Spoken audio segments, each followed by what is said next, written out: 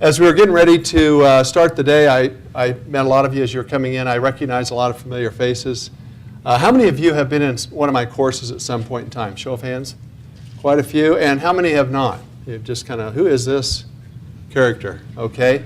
And those of you that have been in my courses probably have been in Ninja Selling, which is a course that's not about the martial arts. It is a sales course.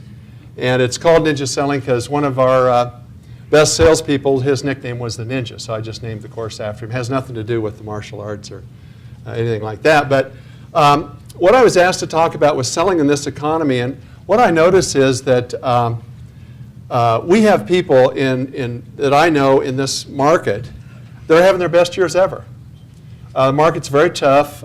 It's a challenge, but they're having their best years ever. And when I see somebody who's having a great year, I sit down and basically talk to them about what it is they're doing. And I find that there's three common threads. There's three keys that are critical to selling in this economy. And the first one is your mindset, having your energy right, your mindset right. Secondly is the skill set. One of the things I have observed over the years is that there are quite a few realtors in our industry right now that have been in the business a long time who don't necessarily have strong skills. They got into the real estate business when it was hot and made a lot of money and thought they were pretty good, but they were just kind of in the right place at the right time. Now the market has shifted and it requires a different skill set today, different skill set in pricing, negotiating, working with buyers. And so what I notice is the people that are having the best years have that, I'm going to call it the modern skill set, the skill set required in this market. We're going to talk about that as well. And then finally, what are you doing on a daily basis in your business? And so what we're going to go through today is kind of these three areas. And we'll start out with the mindset. I love this quote. It says, stop waiting for the storm to end and start learning to dance in the rain. I know so many sellers, so many realtors that are waiting for the market to come back. And unfortunately, how long have they been waiting? Do you have sellers who said, you know, a couple of years ago, well, I'm going to wait, and now they're saying, boy, I wish I'd sold my house 2 years ago? Or realtors who are waiting for the good old days to come back? Well, the market will come back, but let's not wait for that. Let's learn to dance in the rain right now. Let's learn to make it work in this market. Why don't we do the things where we can have our best year ever in this market? So that's part of the mindset. The other thing in this mindset is a friend of mine told me once, he says, at any given point in time, we're either the player or we're the victim. And we decide which it is we are. And what I notice is the people that are doing very well in this market have a player mindset. And the people who are struggling have a victim mindset. The player has the belief that they can make a difference, that they're at the cause of what's happening. The victim believes that they're at the effect of what's happening. One of the things I do each morning when I wake up is, before I actually get out of bed, I will lay in bed when I wake up and I will start by giving thanks. I will just lay there and go through my gratitudes. There's an old saying that nothing new can come into your life until you first give thanks for that which you already have. And so start by giving thanks. And I'll give thanks for waking up. I'll give thanks for being healthy, for my wife, for my kids, for being able to practice real estate, to live in Colorado. We have a lot to be grateful for. And what this does is it puts you into a positive energy state. And that's very important in your mindset, is to move into that positive energy. Stuff happens in this market, and there's going to be times that it throws us off track. But if you continually, each day, give thanks, it tends to put us back in that positive energy state. Second is to be clear about your goals.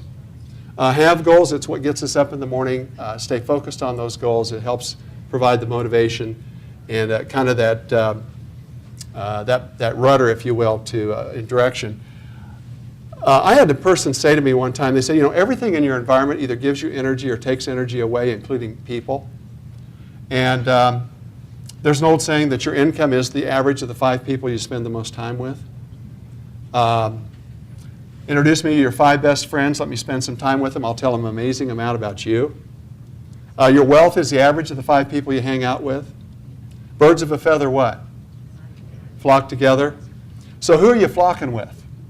Okay? Are you flocking with the players, or are you flocking with the victims? And what I notice is when somebody starts to go into a spin in their business, if they're not careful, they'll start hanging out with other people who are in a spin. And they'll want to have lunch with all the other victims, and they'll start to cry about the market. Take a moment to look at the people in your company that are having their best month. Take them to lunch. Go to the sales meeting. Sit next to the people that are the players. They're having their best year ever.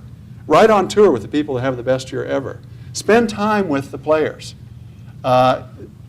Everybody in your environment is either giving you energy or taking energy away. The players will give you energy. They'll give you ideas. And the victims will suck your energy.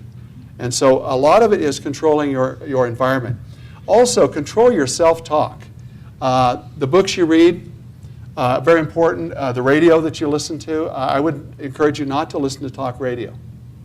And regardless of your political persuasion, whether it's conservative or liberal, either side, I've listened to both of the sides on the talk radio, and what I find is a lot of that talk radio is victim talk.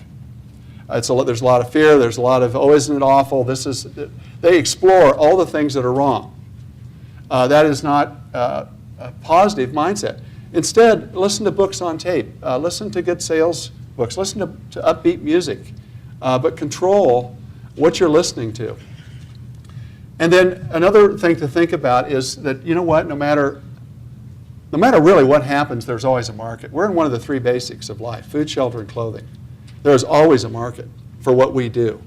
And I'm going to show you in a minute what we call the 15% rule, which demonstrates for you how much business you're surrounded with. And then finally, speaking of your energy, what energy quadrant are you in? Our energy ranges from negative to positive and from low to high. So at any given point in time, we're in one of four energy quadrants. Now this idea came from Dr. Jim Lear. He's a sports psychologist. He works with a lot of world-class athletes. And what he noticed was that every world record is set when the athlete's in one of these quadrants. He calls it the performance quadrant. Which quadrant do you think that is? Obviously the high positive quadrant. Well, if you look at athletes set world records when they're in that quadrant, what quadrant do we need to be in to be the corporate athlete, or to sell at our very, very best? We need to be where? High positive quadrant. Again, and you know, when we're with a customer, we want to be in the high positive quadrant. When we're not with a customer, we want to be in the low positive quadrant. Which side of the ledger are the players on? High positive. Which side of the ledger are the victims on? Do we have times when we go on the left side? Are there times when we get upset and we're in the high negative? Are there times when we get depressed? We just lost a large transaction. Yes, but the difference is we learn from the experience and then we move back over to the other side. That's where the action is. That's where it happens. That's part of the importance of our mindset. If you go to the IRS website, what you can see on there, you can break it down by county. You can go to Boulder County. You can find out how many households there are in Boulder County that filed a tax return. It will also show you how many of those tax returns had a change of address in the last year. So you can figure out how many households are moving every year in Boulder County. It also will tell you how many people moved out of Boulder County and where they moved, and how many moved into Boulder County and from what counties they came from. It's amazing, okay? If you look at that, what do you think the mobility rate is for the United States? Any idea? I heard 15%, pretty close, 14%, okay? Do you think Colorado's more mobile or less mobile? Our rate's 19%. I should have looked up what Boulder County was before I came down. I didn't do that. I would say we're probably pretty close to the Colorado mobility rate. I was just up in Seattle. I looked up Washington State is 16%. Most, I'm going to call them normal markets, and a market that I would say is not normal is a resort market. They range from 15 to 20%. I haven't found a market yet that wasn't, the mobility rate wasn't 15 to 20%. I was just teaching a class up in Summit County. We calculated up. See, it's difficult there because you've got a lot of second homes and resort homes and so on. So you can't really use the IRS statistics. What you have to do is use MLS statistics. How many homes were sold on the MLS? Multiply that times 2. Why would you multiply times 2? because every transaction had a buy side and a sell side, so there's 2 transactions for every home sale. Multiply times 2 and then divide by how many dwelling units there are in Summit County. And what we found up there, they're about 8%. Okay, we're up in Aspen, it's about 7%. Of course, when you're in Aspen, the average sales price is what? 4.5 million. You don't have to have as big a mobility rate. Okay? So, but for most markets, 15 to 20% is a pretty good rule of thumb. We hit our peak in 2002. Our mobility rate was almost 30%. And then it started to slow down. And by a couple of years ago, it was down to about 20%. And it's kind of stabilized now at about that 19, 20%. Well, what does that mean for a salesperson? Well, it means there's new mathematics that we have to do when we build a business plan. If you had, for example, 200 people that were in your database, back in 2002, when the market was very mobile, a lot of action, a lot of stuff going on, you would have access to about 60 transaction sides. Okay? And so you're rolling along, life is good. All at once, the market downshifts and people aren't moving as much. Market slows down. Goes from 30% to 20%. Now how many transaction sides do you have access to? Well, there's an old saying, if you keep doing what you've been doing, you're going to keep getting the same result. Have you ever heard that? Guess what? That's not true. If you keep doing what you've been doing, you're going to make dramatically less because the market has slowed down. So you have a choice. You can accept that, be the victim, and whine about it, or you can take some action. Now, there's a couple of choices. If you want to maintain altitude, if you want to maintain income, what could you do? What would be some choices for you? Add the number. Build your database. Add 100 names. Go to 300. Now all at once, guess what? You're back to having the same access that you had before. How hard is it to add 100 names? That's 2 a week. Most of us can add 2 a week. Most of us, when we were new in the business, added 2 a week. And we just got out of the habit. Okay? By the way, there's another statistic. Your database depreciates about 15% a year. So if you're just holding on to the same old list, year after year after year, each year that list is getting less and less powerful because people move away, people die, people go into real estate. Okay? So now another choice would be to increase your service rate. What percentage of those transactions are you capturing? So you could that would be another strategy.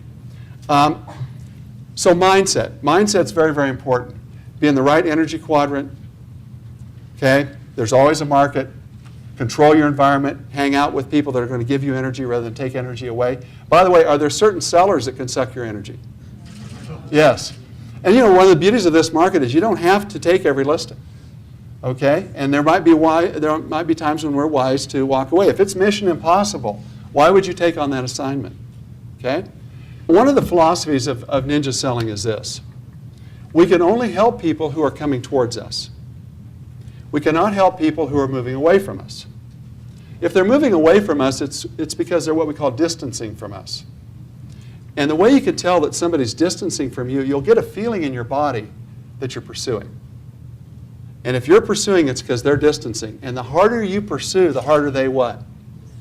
Distance. The faster they run away. What I notice is most salespeople are in constant pursuit mode. Chasing customers, chasing deals, pursue, pursue, pursue. Okay? By the way, back when I got into sales, that's what we were taught to do. Chase the customer down and close them. And we were told, it takes 9 no's to get a yes or 10 no's, all that kind of mindset. That's not the modern method in sales. And our approach in ninja selling is stop pursuing, because you're caught up in what we call the pursuer distancer dance. The harder you pursue, the faster they what? They distance. So instead what we need to do is attract. It's kind of like, how do you catch a cat? You don't chase a cat and catch the cat. What you do is you need to attract the cat. You have to have something that the cat, what? Wants. Okay, you have to have something of value. And if you have something of value, one of the oldest laws of economics, one of the oldest laws is supply and demand. The other one is people are attracted to value. Money flows to value. If you can create value, people will what? Come to you.